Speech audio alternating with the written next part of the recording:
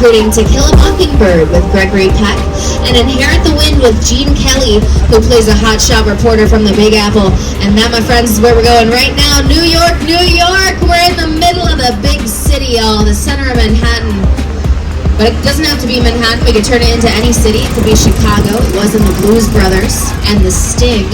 It was London and the Prestige with Christian Bale. Recently, it's been downtown Los Angeles for our show Bel Air.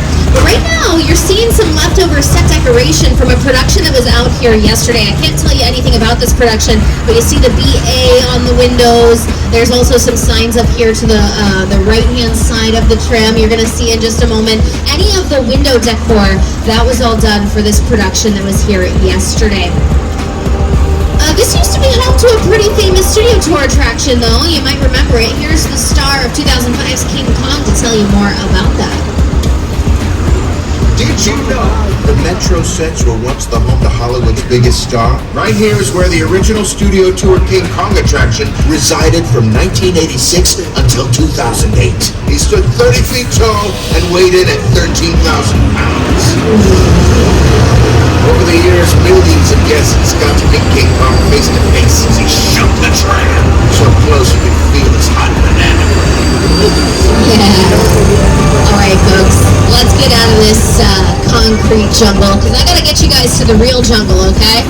I'm taking you to Skull Island. But before we get there, I'm gonna show you some former studio tour attractions, okay? This is our 60th anniversary. We gotta talk a little bit about tour history. I told you about King Kong. Well, now you're going to see the collapsing bridge and the runaway train. Look off to the right-hand side. The collapsing bridge was a mechanical effect that the tour used to cross. The hydraulic support beams would split, and the whole bridge would seem to collapse right out from underneath the tram. Now, the runaway train used to be in the western sets. It used to hurtle towards the tram at breakneck speed before coming to a screeching halt right in the nick of time. Right in front of the faces of our terrified guests. Ooh. Speaking of terrifying, let's go into this creepy tunnel. Folks, we're going to take you to Skull Island here, so please stay seated, keep your arms and legs inside the vehicle at all times, and hold on tight to your loved ones. By your loved ones, I mean your cell phones, obviously, okay? Hold on to your cell phones. We brought you Avatar, Rise of the Planet of the Apes, The Lord of the Rings trilogy, King Kong, Avengers Endgame, Avatar, The Way of Water, and a couple of TV shows from the 90s that I was obsessed with. Hercules and Xena the Warrior Princess starring Lucy Lawless. So good. Did you guys see that show? Woo! What a warrior princess she was. What effects? They do visual effects, which means they do computer-generated effects. Oh, well, forget about that. We're seeing our city. I'm sorry, I thought we were going behind the city. Let's take a look at the other areas in our city. Got our East Village area with all those apartments and the fire escapes, and then this area is sort of our European section of our city. It looks like it could be buildings of Parliament in London or something. They built this awning with those flowers and all of the stained tile there for a new show created by Michael Schur. He brought you The Good Place and Brooklyn Nine-Nine. He wrote for The Office. Now he's bringing you a classic Spy with Ted Danson, and they were filming in that area a few weeks ago. This is kind of our Wall Street financial district down here at the end, and it's my favorite part because I'm a huge Newsies fan. You guys know Disney's Newsies with Christian Bale. They seize the day out here in this area. Hey, look to the right-hand side. You see a few of our favorite characters up here on this wall. You guys like monsters? This location, the afterlife, I've never ever seen this. You're in the good place. I'm not supposed to be here. I can't risk going to the bad place. Maybe it's not all that bad. How can I help you? What is the bad place like? Well, it doesn't sound awesome. You know what is awesome? That set is directly to the left. Yogurt, Yogurt, Yogurt, where they filmed that exact scene. The whole place, though, here still looks a lot like The Good Place. It reminds me of other fantasy locations we've created right here in Little Europe. This has been Cinderella's Kingdom. Okay, wasn't expecting that. Looks like we're having a little earthquake. That's okay. Happens all the time out here in LA. Get used to it. It'll last only for a couple of seconds, folks. This is actually bigger than I'd expect. It should be over by now. What's going on? Oh, no. The roof is getting This could be the big one. Everybody panic!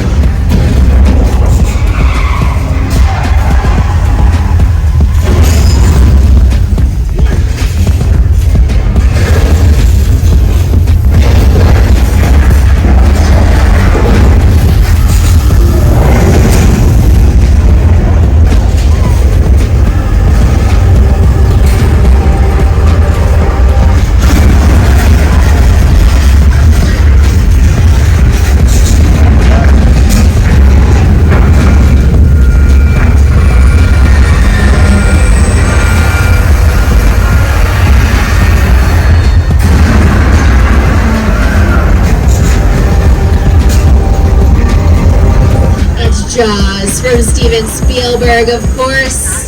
We're gonna go to Amity Island. And I know we had a bit of a shark problem in Amity, but don't worry, we caught the shark. There he is. Things are fine. Mayor Vaughn's telling me there shouldn't be sharks in these waters for a very long time. And I trust him with my life. So we're gonna pull down here towards the water. Once I give you approval, we can all take a little swim. You guys wanna swim in here? Yeah? Okay, let's, okay, never mind. There's a shark. There is a shark in the water, folks. Thank goodness you guys didn't get in yet. Wait. George is in the water right now. George, what are you doing out there, man? Get back on the boat. No, oh man, I thought George was done for the day. Now he's done forever. Wow. Can't believe some of you guys are filming this. It's very insensitive. It's okay, I have a backup plan, okay? I've attached some bait to that yellow barrel. Hopefully the shark takes the bait. We can get justice for George right now. Keep your eyes on that barrel, folks. Okay, he took the bait. That's good, but he also took the entire dock and knocked out the gas nozzle. That's not, wow, okay, no. Yeah, I didn't need any of that, folks. That's bad.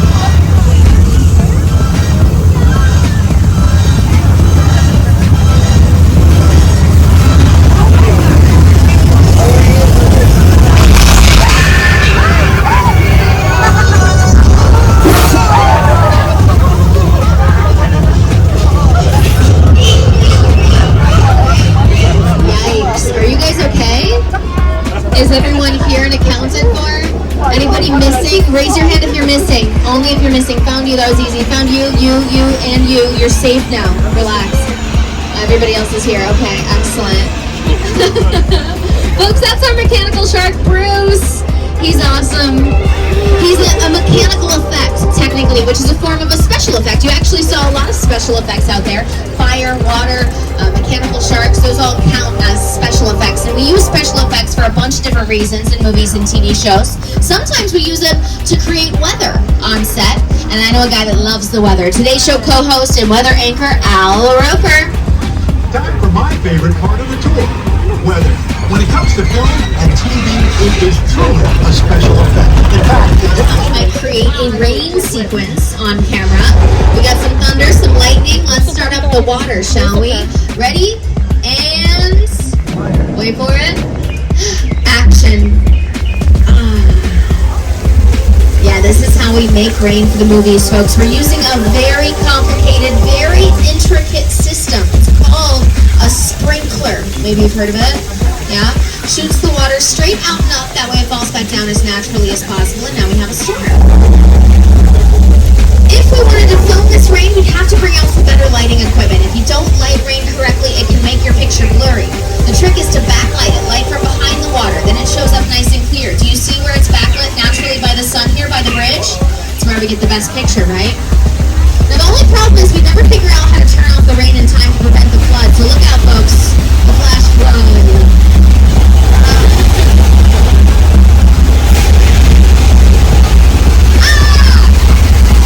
Okay, you guys okay? Happy do. Nobody got too wet, right?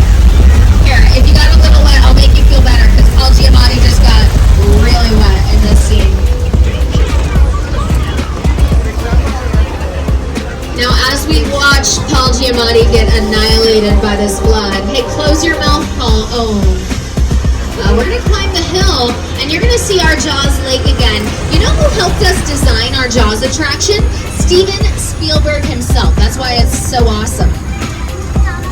The Jaws ride was almost the inevitable result of the size of the box office when Jaws first opened in June of 1975. And that was really the first time I ever got involved in the creation of the ride. It was a great honor to be invited into a greater circle of tremendous designers at Universal who were trying to figure out how to replicate the movie acclaim to audiences in a real way by building a physical shark that would come out of the water and terrify tourists as they were sitting in the crowd. And A year after we made that movie. Folks, look off to the left-hand side. You'll see some famous signs from a famous neighborhood. Anybody know who lived in Lyon Estates? Marty McFly from Back to the Future. The tagline for the neighborhood was "Live in the home of tomorrow today." These signs are replicas of the originals The originals were lost to time. We didn't know Back to the Future was going to be so popular, so we weren't careful with our props and set decoration pieces. As we're Tom Cruise and Dakota Fanning find out from an alien invasion. Off to the right-hand side, you're going to see pieces of a real airplane. Yes, that is a real plane. It was bought and destroyed for this very scene. It's an old plane. They bought it from an airline graveyard, which is where planes go when they're too old to fly. I don't know exactly how old this one is, but I can point out that none of the seats have a video screen and all of the seats have an ashtray. So, it's pretty old. They bought it for about 60 grand, so not a bad deal for a functioning airplane. But then they had to get it here and they couldn't fly it. So they had to chop it up into 4 different pieces, slice off the ceiling so it could fit under overpasses, and drive it all on flatbed trucks in the middle of the night. To do all that cost them $200,000. So they always get you on the shipping and handling, folks, every single time. Almost $300,000 in total to get that plane here for what ended up in a grand total of 4 minutes of the movie. Terrifying. Speaking of terrifying, here we are next to one of the oldest sets left standing in all of Hollywood, the original Psycho house from 1960's Psycho, directed by Alfred Hitchcock. We're going to go down to the Bates Motel from Psycho in just a moment, but on the way you're going to see our official scale replica of the Hollywood sign. You know, for the first few decades of our tour, one of our hallmarks was a stop by the Prop Plaza where guests could get off the tram and interact with cars and people and props from their favorite films. So for our 60th anniversary, we brought that back. You guys are going to get your chance to step onto the lot if you'd like.